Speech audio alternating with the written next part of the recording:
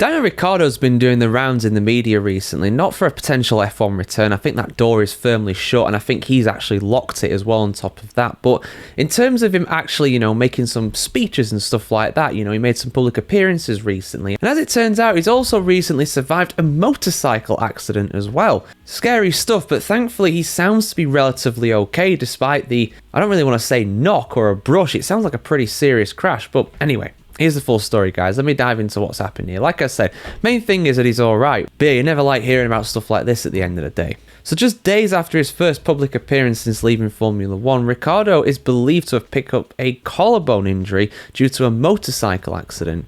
Ricciardo was riding through the Daintree, which I'm going to assume is a forest in northern Queensland, when he suffered the injury, although details on the exact nature of his accident have not yet been confirmed. After the incident, it's believed that he was taken to Mossman Hospital in Queensland in Australia for more treatment. But despite the setback, unsurprisingly, Ricciardo is in good spirits and he's got that trademark smile beaming back at anybody that sees him. His first public appearance was a real estate conference on Monday on the Gold Coast in his native Australia. He was joined by presenter Mel McLaughlin and he was discussing his life after Formula 1. Again, the F1 rumours of him coming back, I just don't buy at all. He seems like he's done and I don't blame him, to be honest.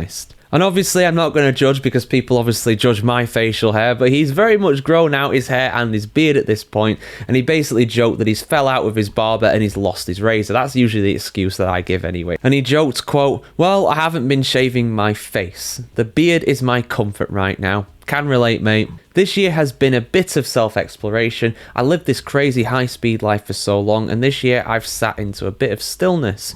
I've had a lot of time, which I've done some hiking in. I was in Alaska a few weeks ago and didn't get mauled by a grizzly, which was a bonus. I've been trying to figure out who I am other than this race car driver. I've come to appreciate the little things more and the meaning of the importance of family and friends. I've always been driven, and that is something that leads you to being selfish. So I'm trying to learn how to be a bit more selfless and become a better listener." End quote. So yeah, sounds like it's been an eventful time for Ricciardo. Those pictures of him going fishing in Alaska just doesn't seem right. It's like, how did he get here? But hey, fair play to him. He's going out there and he's living his life and he seems to be enjoying it. And I wish him all the best in his recovery from this motorcycle accident as well.